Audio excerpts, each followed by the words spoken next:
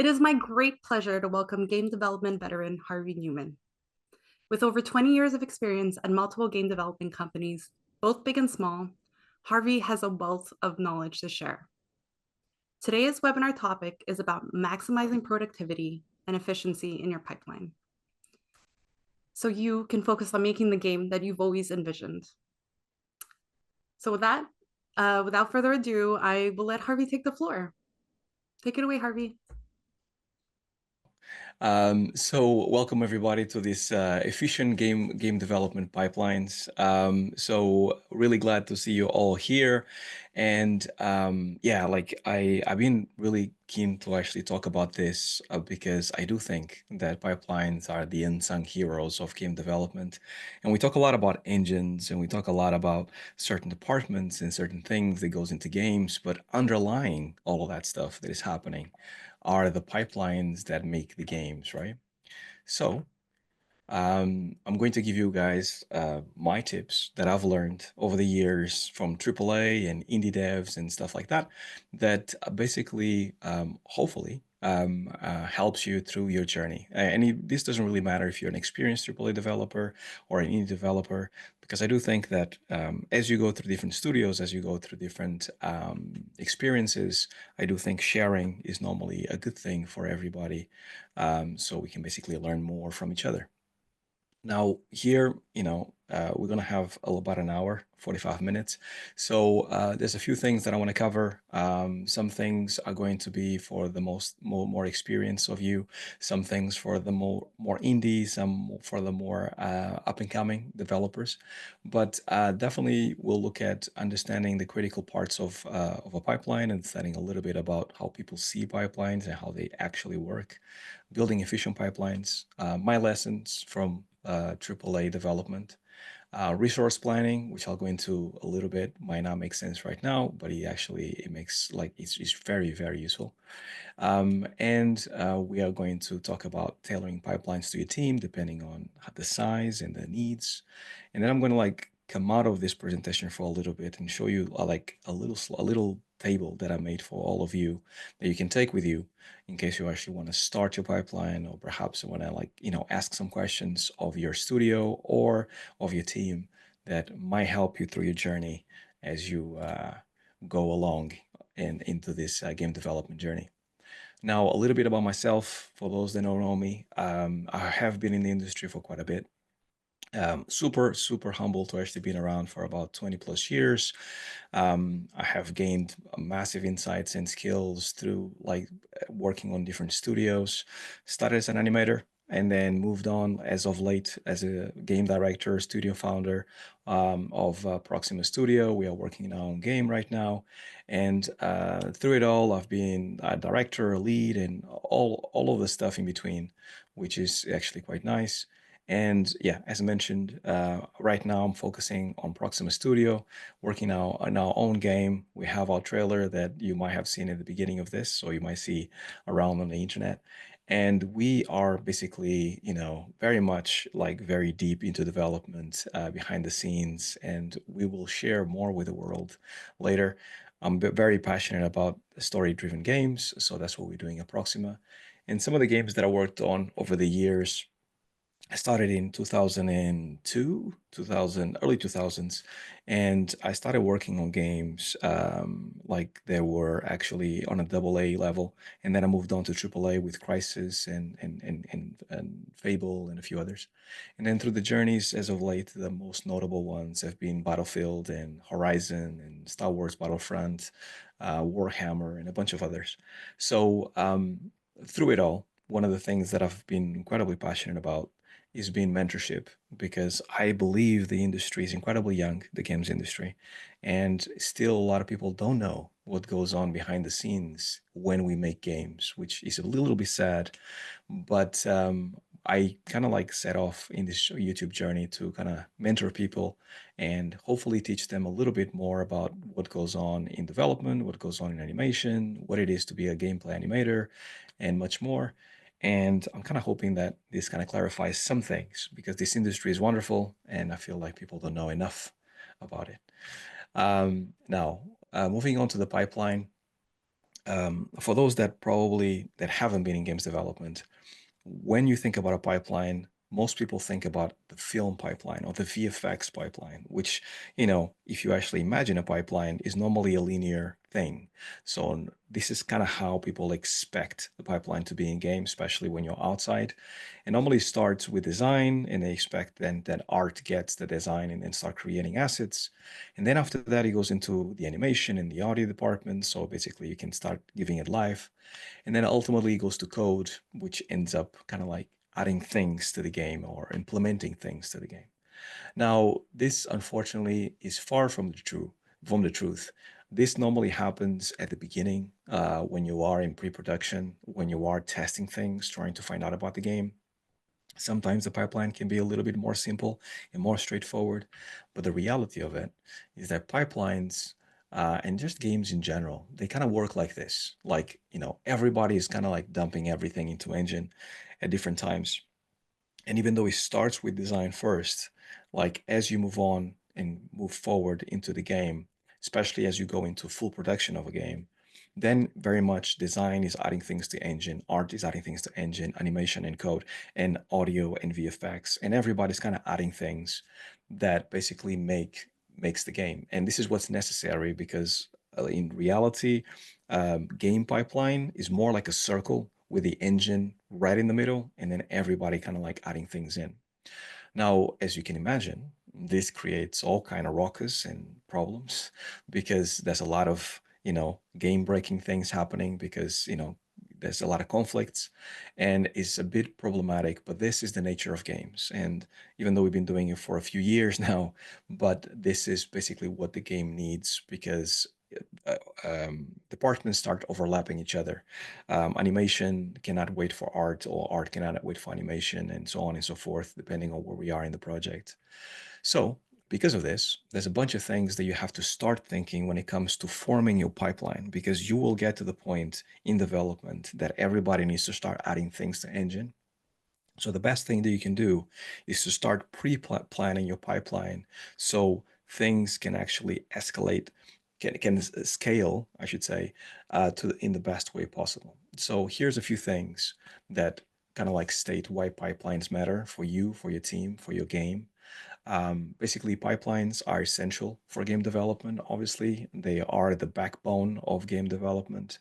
And in this complex world of games development, pipelines serve as the backbone, and they streamline workflows. They ensure that each stage of development is interconnected, is efficient, and then ultimately, if you have a solid pipeline and it works incredibly well, it kind of becomes a successful game, and this is what we all want. And a well-designed pipeline also saves you time by implementing a structured pipeline. It means that teams kind of reduce the time spent on each task. It means that they're more efficient when it comes to creativity, innovation. And this is the stuff that people don't talk about because maybe some of you heard that pipelines actually make people not having to crunch in games. But one of the things that it makes the most when you actually are in the day-to-day game development is the creativity that it allows for any team to basically be like working at its most creative, right? And this is really essential for you to actually be, thinking about these things beforehand so it doesn't just happen. And pipelines help to reduce stress. And when everyone understands their roles and the workflows, and each department is kind of working with each other, like really gelling with each other, it kind of fosters a more relaxed and productive environment, which is ultimately what you want for your team, especially when it comes to like a AAA development, a high stakes game development. You really need to actually kind of like hone in on a really awesome pipeline. And then there's the empowerment of teams to make sure that they perform at their best. And this is important because with an effective pipeline, teams are equipped with the necessary tools to basically excel at what they do. And what you need in your studio more than anything is having leads, directors, people that basically can get that pipeline in those teams to collaborate really, really well. So you can have high quality outputs and ultimately have successful games. And then the last thing that basically you need to think about this pipeline and why they matter, and is a big point that people don't take into account a lot of the times, specifically production, is that not one size of pipeline fits all studios. And this is basically because studios are very much like people. They have their own personalities. People around the studio make the personality of the studio, and then different studios need different things because different games are made differently. So there's a lot of things to take into account. So what you end up with is a pipeline specific for a studio that basically it's their own and it fits their own needs, but perhaps it's not going to fit anybody else's. So this is why pipelines matter. Now, I would like to actually get into the important stuff as quick as possible. So here's some cheat codes for building efficient pipelines. Um, Four things that you have to think about at a very top level. The very first one, when you're kind of thinking about structuring your pipeline when it comes to working with different departments, depending on the size of your team, is streamlining your workflow, because that's ultimately what you want with your pipeline, so we can be as efficient as possible. So ensuring that every team member has a clear understanding of their roles, responsibilities, transparency within the team. This kind of fosters a lot of accountability and gives you more efficiency as a result, because this is what you want as an ideal scenario. And the empowering statement here is really important, because you kind of have to trust the people behind your work, behind your studio. And if you don't, then it becomes a whole new set of problems. Focusing on clarity, it's another part that is incredibly important. Communication is incredibly vital. The bigger the studio, the more important communication is. So updating regularly your team, talking with other departments, as soon as anything comes along that basically becomes a problem, just talk to people. Just because I found out the worst way on how not to do that. Sometimes we all shy as developers. We all kind of want to be in our desks, not really talking to anybody. Especially as you become a lead, it becomes really important for you to communicate with others. And we all know leads and directors that we've probably worked with before that perhaps they are not very, like, they don't like to communicate very much. And this becomes a problem because you start guessing what people want to see or hear or for you to do. So focusing on clarity and communication, it matters a bunch. Reducing bottlenecks is another thing that you need to do. Once again, going back to that analogy of a pipeline, having bottlenecks on a pipeline is basically the inverse of working on a solid pipeline. And you need to basically check in all the time if things are working well. And if there is bottlenecks, especially if there's bottlenecks between departments, let's say art, animation, and audio, because they are kind of adjacent to each other, they're not really working well with each other for whatever reason. We need to solve those things before any more work gets done. And then when things are flowing again, you can go ahead and be happy. And it means that each department is happy with each other, and there's not a lot of politicking and arguing and things, which basically is detrimental for everybody. And then using the right tools.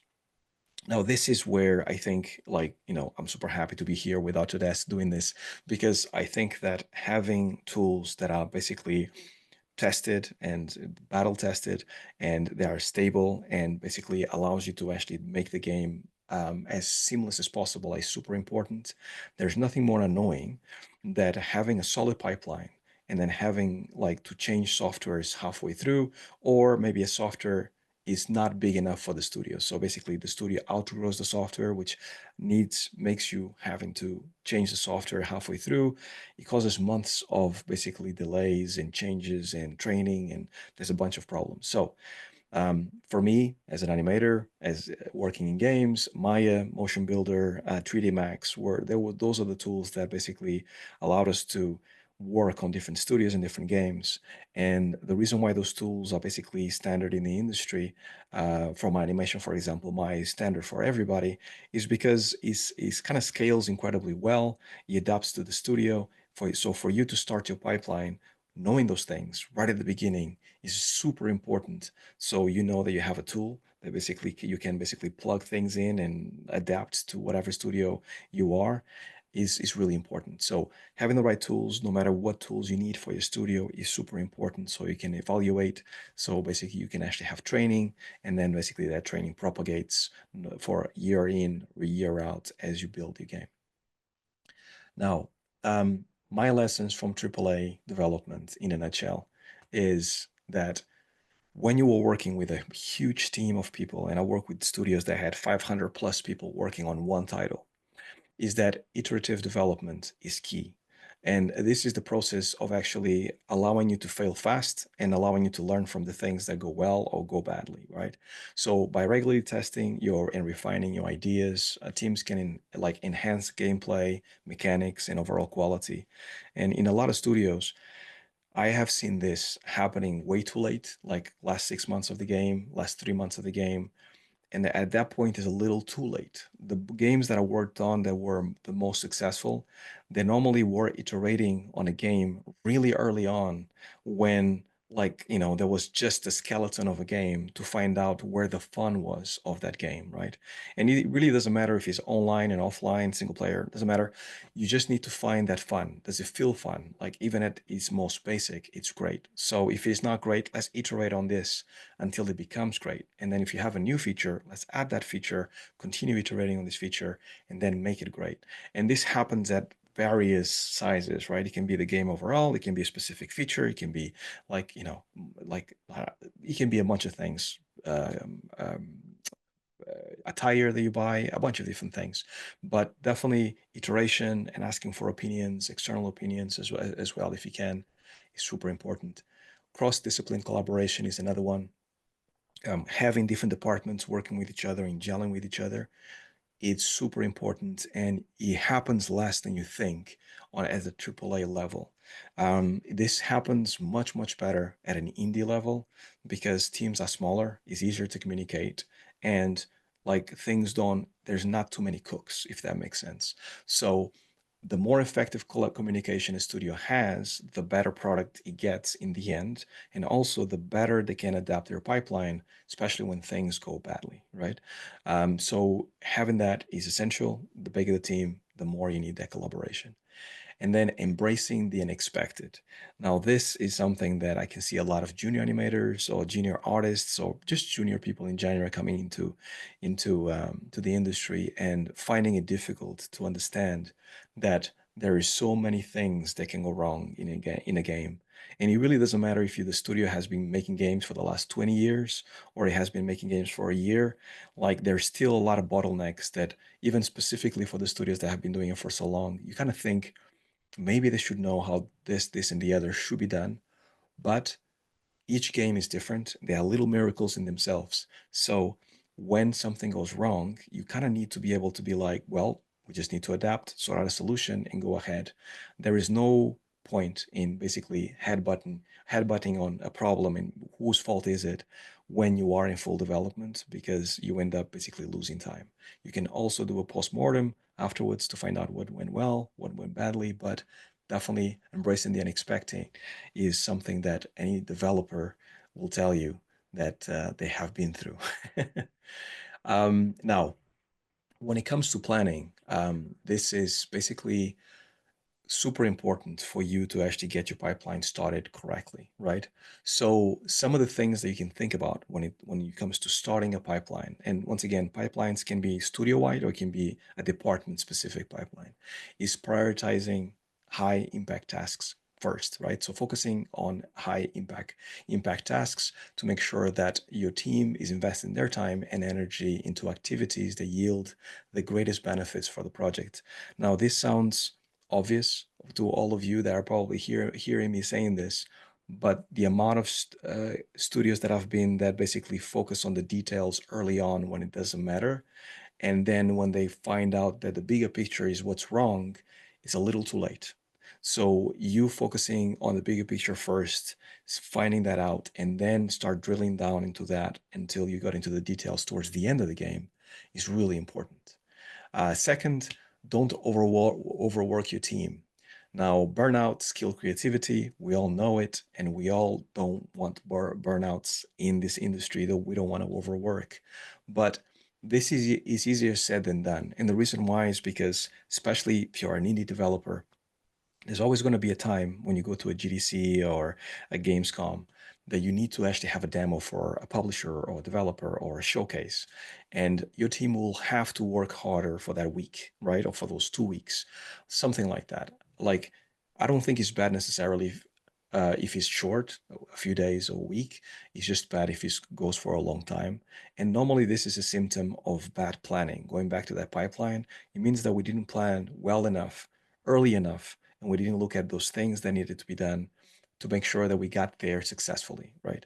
There hasn't been a game that I worked on that we haven't had to work a little harder for a demo, especially when E3 was around. We always had to work hard for at least a month or two before to deliver a demo for E3.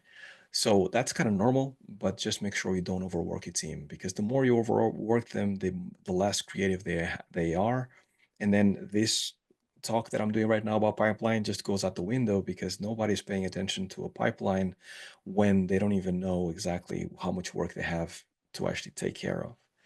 And then planning for the long game. And this is something that 100% a lot of new studios specifically don't understand how long a game takes. So most games, they get announced. They normally announced, and it's been probably 2 years in development. So then it takes maybe another 2 years to actually get the game out, if all is well and all is successful. So most games take maybe 2 to 4 years to make in average, sometimes more. We all know games that have been in development for 7+ years. But planning for the long game means that you are basically building a solid pipeline for the amount of people you have in your team that basically caters for all stages of development. So basically, you are in pre-production, you are in production, and then you are in closing the game, right? Shipping the game. And things are changing and you are adapting to things, but it's just you are thinking about these things at a very high levels. And basically what this allows you to do is basically go through crunch periods, allows you to have a sustainable development, and then basically focusing on gradual development as you kind of go ahead and develop your game and you start to see those gains, right? There's going to be periods with more gains than others, but for sure, having that plan for the long run, it will help you a ton. Okay, so now tailoring pipelines to your team. And this one, again, goes into basically indie, like AAA. There's different needs. So you have to understand team diversity. And this goes not only about the amount of team people you have, but also the quality of the people that you have, the experience of the people that you have, how much they work. And even within the same category, let's say you have two seniors in your team, you're going to have one that is going to output more than the other, right? So understanding that different teams have unique requirements based on their size, structure, and goals, and then acknowledging those differences, and then basically creating workflows around those differences. And this goes for the good and the bad, because you will have people on your team unavoidably that are not going to work to the standard that you actually expect, perhaps. They are going to be maybe not putting so much work, or maybe missing some days or something like that. And then you have to basically try to deal with that in the best way possible, right? Is how important is the person? How much are you expecting? Can you talk it out? There's a bunch of different things that you have to think about, but team diversity is going to be something you're going to have to face, and you're going to have to take it into account when you put together your pipeline. Now, big studios, small studios, they think differently and they want different things at different times. And AAA studios are normally looking for scalability and predictability. And this is also because they need to grow fast sometimes. So a AAA studio would have a game in development, and then maybe a year before publishing, they would actually hire freelancers that are contractors to basically help them finish the game, right? So the scalability of the studio is quite big. Plus, they need to hire a bunch of people, 100 to 100 people. So they have to keep that in mind. And then the second most important thing is predictability, because they need to know, as much as possible, as unpredictable as games are, they need to know that there is some kind of predictability within the studio that we can actually deliver this on time. They have a bunch of pressures from outside, from publishers and investors and things. So they need to basically have times and dates for things. So indie studios, on the other hand, they basically have agility and versatility in their minds and at the forefront. And basically, this is because multiple team members wear multiple hats. And this is normally to do with the size of the team. You have 5 people, 10 people maybe, and you have to do many hats, you have to do many jobs in that team. I, for example, I'm a game director, and I'm a game designer, and I'm an animator, and it's basically a lot of things, and it's a lot of work, but it allows you to basically have agility, because if an animation is not really working because of the design, I can change the design, or if a design is not working because of an animation, then I can change that as well. And it's only me doing it all, right? And it's the same thing for pretty much for everybody else, for our art director, for audio director. And we can basically go, this doesn't work, let's change it. And it's much easier to basically make changes, right, within the studio, which is great. I love that. Now, experimentation is something that you need to add into the mix of this pipeline, because it's something that unfortunately a lot of AAA studios have lost, because there is a thing called a very rigid pipeline, which basically doesn't really allow for changes. I have worked in studios, once again, I cannot name the names, but that the pipelines are so strict and so formulaic that, like, even if you try to suggest something new or try to actually say that this is a problem, they are not willing to change the pipeline, because they have been doing games this way for the last 10 years, 15 years. And I believe this becomes a problem one way or the other, right? At some point in time, they will have to change things. And I do think that this is the lack of experimentation kind of sipping into the studio.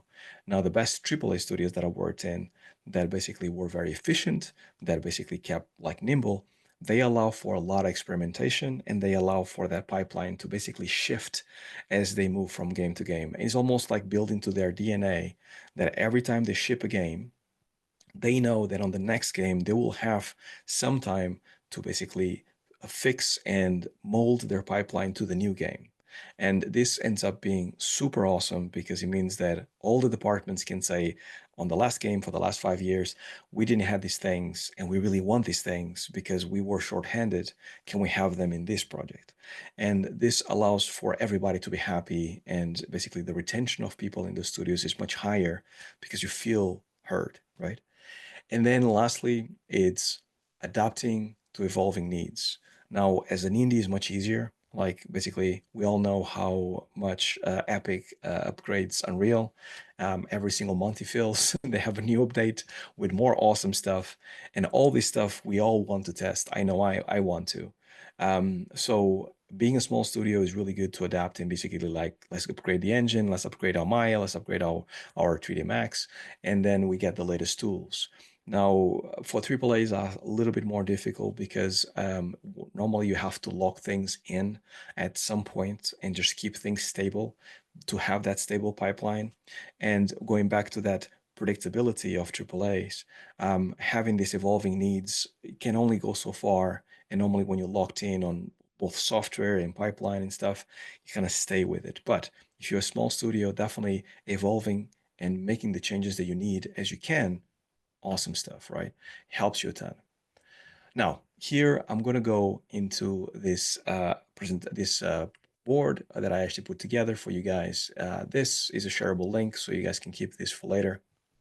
But basically goes into like the things that you have to think about when you actually want to start your studio, your pipeline, your department pipeline, that kind of get you to think about certain things. And I wish I had this and I built this for all of you, because we actually have a lot of scars that we actually have to endure over the last three years that we've been like with Proxima. And I wish I had this to kind of think about some of the things that were coming our way, because we had to learn on the job. And there's a few things here that might look misplaced, but they are all connected. Pipelining finance, I'll go into a little bit why finance, and same thing with marketing here on the side. But I'll start here with pipeline so you guys understand more or less where we're going with this stepping, these different steps. So when you start your, like, let's say you actually have this magical thing that you basically sit down with your team and you think about how we're going to build our pipeline for our studio, for our game, for our project. And then you have the leads and everybody that kind of like is important to actually get this pipeline set. Now, you need to start normally with the problems in terms of like listing the top challenges that us developers face. And is important, at least for us at Proxima, was important for us to have very experienced people that came together and we kind of talked about what worked in this studio and what didn't. What about this other studio? What worked and what didn't? And we all have experience in multiple studios. And we sat down and we were like, okay, cool, this works, this doesn't work, we don't like this, da da da. Da. So after a while, we basically kind of like have all the highlights of things that we don't want, and then we move on to step two, which then becomes the things that we want, or we want to sort out from the things that we didn't like. And this is basically what's fun and what's also kind of like builds the personality of the studio. So you kind of like outline strategies to overcome the problems that you actually stated on step one. So you start kind of saying things about your studio. Maybe we don't want to do any overtime whatsoever, or maybe we want to like focus on the team unity and spirit more than the game itself, or maybe this game is going to be small, not a big game, because we don't want to start big, or we want to be a AAA studio one day, so we need to think big. And you start kind of like putting things from like very big to very small, and at the end, you should end up with a really massive list of things that you can take home with you, put it in your pocket, and now you know that you have some stuff, some goals. And this becomes the DNA, the starting blocks of your studio. Now, once you have those things, one of the things that I didn't know is key metrics. And this is basically a list of measurable outcomes that will basically signify that your pipeline is efficient. And this is basically things that you want to do in your pipeline that is going to make your pipeline good for your studio, but also for your game, right? So do you want to have fast iteration times? Or do you want to have very little bottlenecks and make sure that the pipeline is always soft and smooth? Or are you willing to take those bottlenecks so the pipeline can be a little bit more sturdy, right? Do you want to reduce the crunch time? How can we do that with a pipeline? Hours, planning. So those are the key metrics. And in this step three is important for you guys to think about this almost if you were a businessman or a studio founder.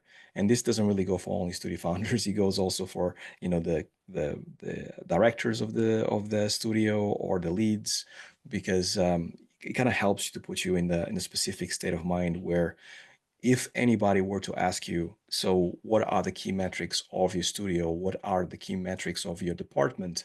You can basically list these things that you've added because you gathered the right people and you know everybody agrees with you, which is great. Now, step four is another thing that once again becomes really important for you to state or have in your pocket as your studio grows, which is the unique value proposition. And then it basically is like, what is your approach? That is what makes your approach unique, right? In terms of this pipeline and the impact that it's going to have in your studio. And this can be a bunch of different things, such as like, we are going to like, it can be like very altruistic, but it can be things such as like, our pipelines are going to be great for these reasons, or are going to be like better than these things. And I think that the more unique you make it, the more you actually become a unique entity within the games industry. One of the questions that you're going to have a lot of the time from people that have money is like, what makes your studio special, or what makes your game special, or what makes this project special. And this is why your unique value proposition becomes super important. But even if you don't actually present this to anybody, just having this internally in your studio to your team, so people have like clearly where we're going, it puts them in this right state of mind. Because I have been in AAA studios that you just are asked to work in a specific position. You're never told exactly why you need to do certain things. They just tell you animate because you are the animator, or direct because you are the director. But you never see what's under the needs of the studio, or what's under the needs of the game. And it becomes very soul crushing a little bit because you want to know more, because you really care for these things as a games developer, as a gamer. But so seeing these things and showing it to everybody in your studio helps them a ton. So step five, unfair advantages. Now, this is basically things that your studio has or will have fairly soon. In our studio, for example, expertise and experience is what we have at Proxima, pretty much everybody comes from AAA. We all love to make games. We all have lots of experience in different studios. So that's basically our unfair advantage over other studios. Now you can have others, like if you're a young developer that you actually kind of like, you want to do your game, maybe is basically dream big or, work hard or things along those lines, but it needs to be realistic. You need to back it up. It cannot just be words on a paper. Now, I'm going to go into the finance and I'm going to link it to this pipeline because it looks a little bit out of place, but if you have an indie studio, you need to start thinking about your cost structure, because these tools that I talked about, this training that I talked about, the manpower that you're going to have to hire, they all cost money. So you can think about a pipeline all you want, but if you don't have the things, the money, the structure, the training in place, there's not going to be any way for you to build that pipeline. And this is something that I found out the hard way, but you need to have a plan in place, especially when you start asking finance or money from different sources. They will ask you, so why do you need this time to do these things? You have to back it up with, is the pipeline or is the technical know-how or something along those lines. And this is why finance and cost structure are so important. And then you have revenue streams. So this is very much like, how are you going to make this game valuable? This once again takes a toll, or you have to think about this when you're building your pipeline, because if your goal is to have a higher quality game, so a AAA quality game, your pipeline is going to look very different than a pipeline that is made for a game that it has a fast time to market. So a game that needs to be done in a year. Those two pipelines are going to be different, even if they are of the same game, because of the needs of the game. Same thing of things like, you want to have a happy team, you want to have a good team spirit. Once again, that pipeline is going to look different because you care for people, as you should. And you need to kind of like take into account the needs of the individuals within the team and then basically change the pipeline accordingly. So this is why pipeline and finance are connected. And this is some of the questions that you should ask yourself as you build your pipeline and you get that pipeline super solid. Now, one last thing, marketing. Marketing is something that should look really left field to a lot of people because we're talking about pipelines. But one of the things that I've found out, especially over the last 3 years as we're building Proxima, especially as the industry is changing so much and so many studios are closing, is that less and less publishers are taking care of marketing as they used to be before. You used to get a deal, publishers take care of your marketing, you just focus on building the game. Nowadays, gamers want to hear from the developer directly and less from the publishers, which also means that you have to start thinking as a developer on how to market your game in the best way possible as early as possible. And this is something that we didn't used to have to think before, but now we have to think about it very clearly. And yet again, building that pipeline with marketing in mind helps you, mainly because I think it's very interesting for all developers out there to showcase what goes on behind the scenes and to showcase what makes the studio special. GDC is special to me and to a lot of developers because you get to know what other studios are doing behind the scenes, which is something that you normally don't. And I think that the future is heading towards you seeing those things on YouTube or Instagram, like live as people are doing it, right? This month this happened, next month this happens. So having this into your mindset, I think helps you, and it's probably going to motivate you to build a better pipeline, because if you are willing to share that much, then you know that you need to have it solid so people understand that your studio got it, right? And lastly, about marketing is how to market your game. So webinars, YouTube, socials, being a go-getter helps a ton, and you showcasing what goes on behind the scenes ultimately helps you and your studio. And there's nothing better than you going to your team and saying, they said this about our game, about our trailer, this is the positives, this is the negatives. And the internet can be a dark place for all of us, especially developers, since we normally shy and we like to just develop the game in peace with no problems. But I do think that there's value in basically empowering the team in knowing that now things are out there and people are saying certain things. Let's take that feedback and let's change our pipeline, let's change our work according to the feedback if it makes sense to us. So that's basically it. Now, going back to the presentation, talking just final thoughts here to wrap it up. feel to take notes. Hopefully you're going to get this yourself so you can actually keep it. But pipelines, more than just a workflow, this is how I used to think about it initially. They are more about enabling creativity within a studio than they are about getting people to work flawlessly. If you have a solid pipeline, and for the best pipelines that I've experienced, what you get as a result is basically people forget about pipelines. They don't think about the problems of the issue of the game. If people are thinking about pipelines every single day or every single week in the game as you're making the game, then something is kind of broken in your pipeline. Pipelines should actually become invisible after a while, and it should just foster creativity. So the things that I mentioned here about thinking about the pipeline, planning should happen in the beginning of your game or before you start your game.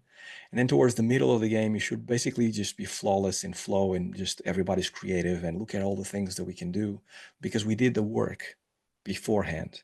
So now we're here and now we're in a better place. Nothing is perfect, but it can be as perfect as possible. And then starting small and then incremental improvements. I'm the kind of person that wants to basically do it all, see it all as fast as possible, and I'm very impatient. But when it comes to pipelines and building games, you have to be patient. This is one of the things that games have taught me the most is to be patient. And anything we do, especially when you work in a game for like 4 years like I did before, and then the game is canceled, it feels like you just threw away your life, or threw away that part of your life, I should say. And having small increments and improvements and feeling like you actually kind of like getting better as you go through it, it helps you a ton.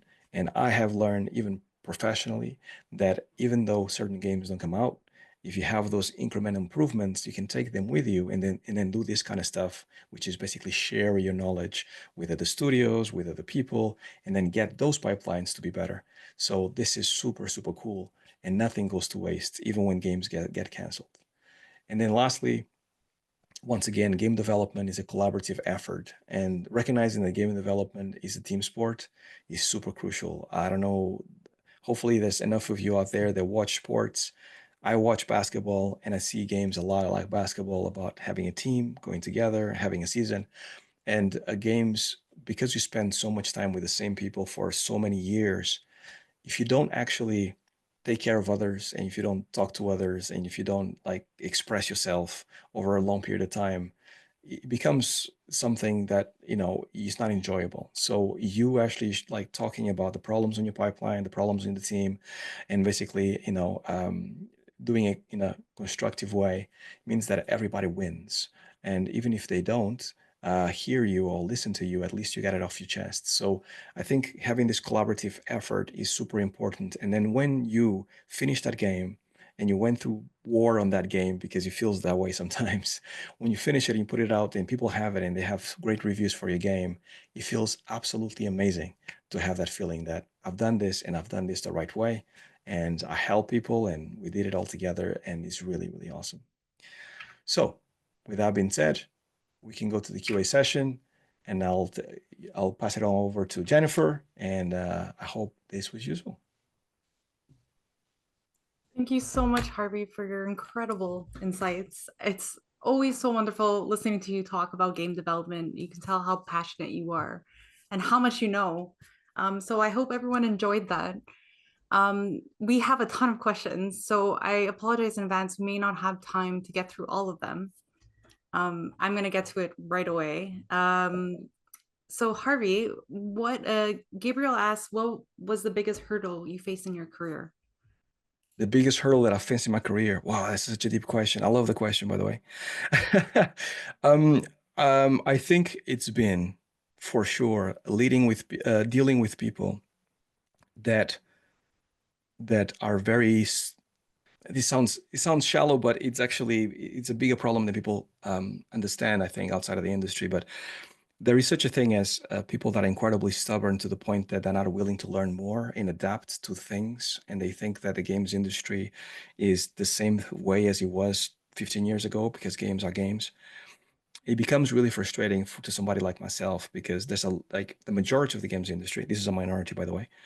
We want all to basically make games better, make games more organized, and get the pipelines to be better for everybody, and just basically just build upon what we've done.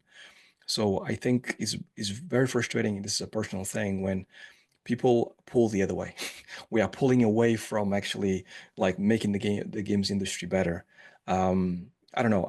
I find it like frustrating, and most of my stress and the studios that I joined that I ended up leaving were always because like at his core, it was always because of people like that we didn't see eye to eye because I was trying to make the game and the studio and everybody like hopefully going to a better place, and also dealing with others and collaborating. And certain people are too narcissistic to actually think that way. And I know it sounds heavy. It's all sorry, it's really negative, but there is once again going back to that thing about staying together for 5 years or 4 years eventually starts getting to you when you actually don't get anywhere, and it's not for the right reasons, right? So I hope that answers the question. That's great. Alex says, hello, Harvey. What do you think is the right time to lock ideas and content in game development? And if a great idea comes up during mid production, is it wise to implement it or too risky? So save it for the future project. No, well, once again, great question. No, that's actually, so it depends on the studio. Going back to that personality of each studio, it depends on the studio. The best time for you to like suggest things is in pre-production. So before the game starts in full production, because that's the most wonderful time for you to actually develop games. It's amazing. So everybody's throwing ideas, everybody's going like, what if we do this? What if we do that? And there's no limitations to what the game can be. And you're not thinking about the tech or thinking about the limitations. You're thinking about just let's make the best game possible. So if you can give ideas there, absolutely do that. It might stick, it might not, but I think it's worth trying, right? And the studios that actually can listen to any person, doesn't matter if there's a junior or if they're a director, it's normally the studios that have the best ideas, which is great. I remember just to kind of nod in when I was working at a studio that unfortunately is not defunct, one of the best studios that I worked on called Lionhead. They had like a building completely separated from the main development building called the incubation building. And that building was there just with about 20 people. And the only reason the building was there was to come up with ideas and suggestions. And anybody could go there, suggest things, and then maybe it would become a game. And then when a amazing idea would come along that was actually was amazing, it would go to the main building to be developed. The game that I was working on, which was called Fable Legends, was actually came from incubation. And it was actually unfortunately died, but it was actually a really good game that unfortunately is not here with us. So I do think that studios like that foster that, like give us ideas, like we'll take it, is really good. Now when you are in mid development, I think everybody should be allowed to kind of like share their ideas. There is some studios that say it's too late, we're just going to do the thing. But if the idea is strong enough, I think any studio will listen to you and they will actually implement that idea, because if it fundamentally makes the game better, they should implement it. So I hope that answers it. Great. Gary asks, how do great massive games like Cyberpunk 2077 manage revisions and corrections?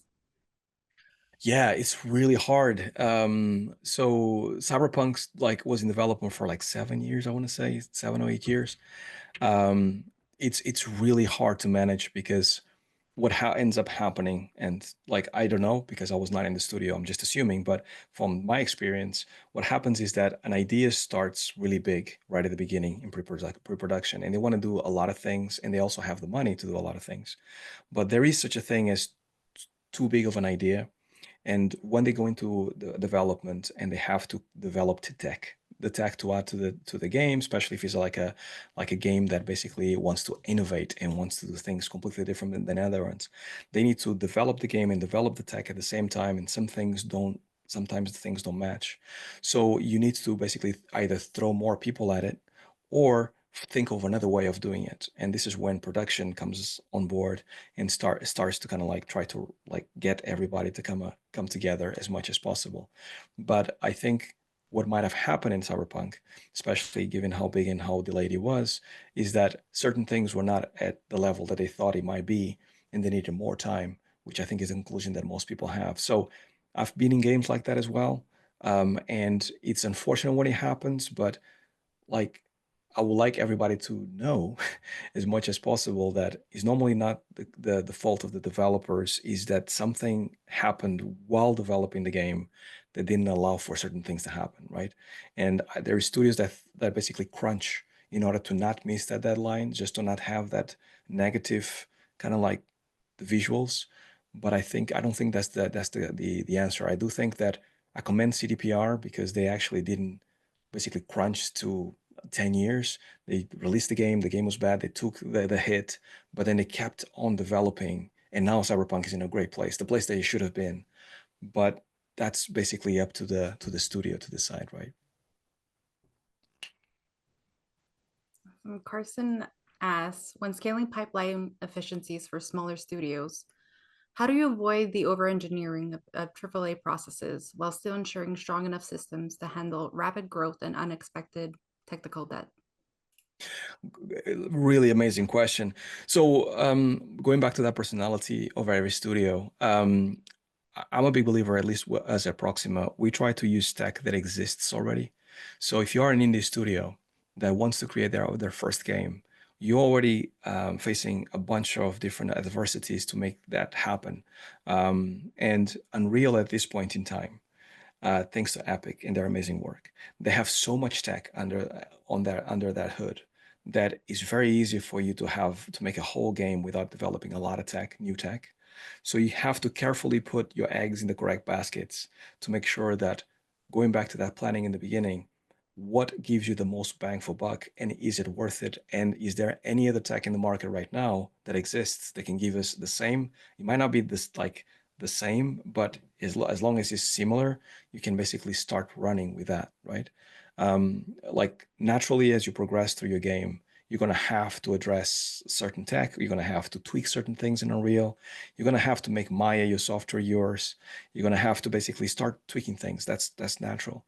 But when it comes to big tech that is like revolutionary, unless your game is based off that tech, I would highly suggest for people to look for alternatives or use what Unreal gives them right at the start. The amount of things that we have to go through, even though we think this way at Proxima, it's just really hard. So I hope that helps. We have another great question from Mike. Where do you see the most efficiency gains during game development? What are areas that other studios potentially miss that may have given you a large boost to your team and efficiency? Oh, yeah, this is full of great questions. Thanks a lot. So, pre-production is definitely the biggest thing. Here's what happens in a lot of studios. Not naming names. People call pre-production like basically a more extended production. Not in all studios, but in some studios. And what ends up happening is that you haven't really had time to plan things properly. And especially if it's a brand new IP, you have to think about characters and stories and narratives and what is going to make this game different and gameplay scenarios and animation systems and like the tech behind the game. And there's so many things to think about. And studios, I don't think they take enough time during pre-production, even if it's like a year and a half. I don't think they actually make the most out of it because there's such a thing as studios being exhausted after finishing a game and then going into a pre-production of a year and then going into another 4 years of the building another game is exhausting. So what ends up happening is that like you spend that 6 months over that year, maybe just like trying to chill, not to chill, but like, not working as hard because you just finished to work hard. That gives you 6 months. And then you have to actually kind of like spend 6 months doing pre-production, but that's not enough. And then you go into production. So you always start production without really knowing the base of the game. And then you have to find out during production, which should be just making the game. So I do think more studios should spend more time planning things. And it might be the animator in me that likes to basically plan your shots, but I'm a big believer in that. How has AI affected pipeline and overall game development? Sorry, can you repeat that again? How has AI affected pipeline and overall game development? So for us, it hasn't really affected in any ways because we don't use it, but I do see it being very useful as a tool, not as a thing that solves all. So I had the same question the last time, and I think that um, like AI will definitely make its way into Unreal at some point, will make it its way into Maya at some point, into all the software out there, because it's a really, really good tool.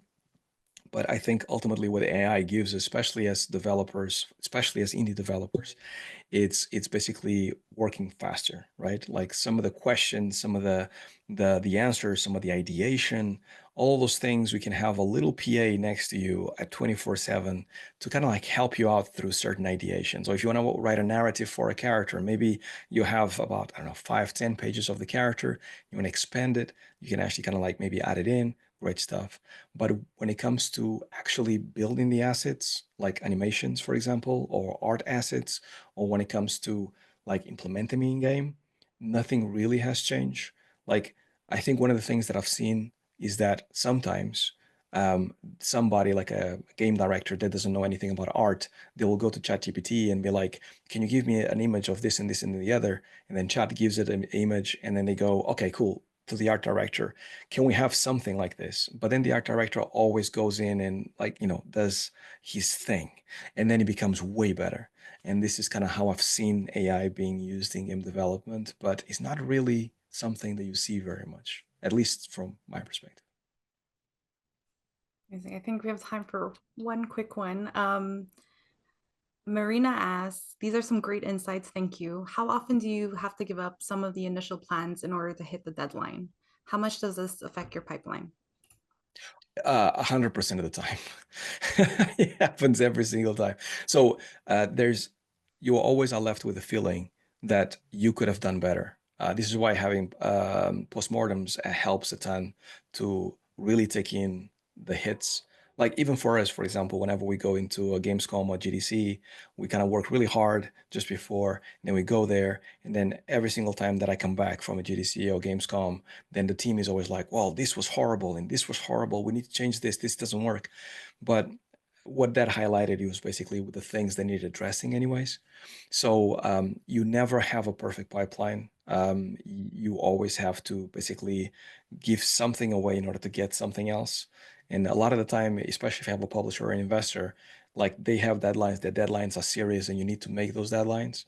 And towards the end of the game, when you're about to publish, those things become so real. So you need to basically just make ends meet.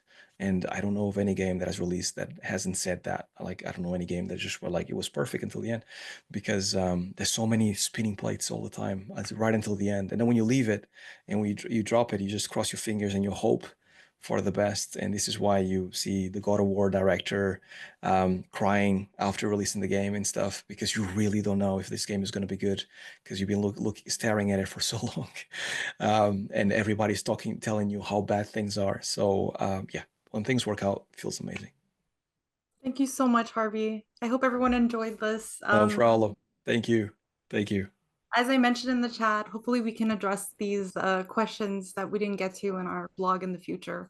Absolutely. Absolutely. Feel free to get in touch. Thanks so Yes, much for yes. attending. And yeah, awesome to have you guys here. Amazing. So before you go, we invite you to check out our game development page to learn about Autodesk solutions that will help you make the game that you've always wanted. We have information on workflows, products, and support. And we have a ton of great stories from the industry's best on how they make their games. So feel free to check it out. Thank you everyone for attending.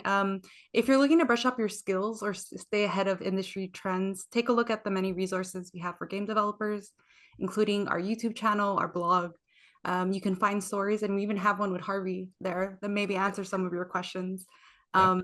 and find out how game developers are breaking new ground. And of course, we'd love to stay in touch. So follow us on LinkedIn and Instagram to stay updated on news. Thank you everyone for joining today. Thank you guys. Bye-bye. Bye.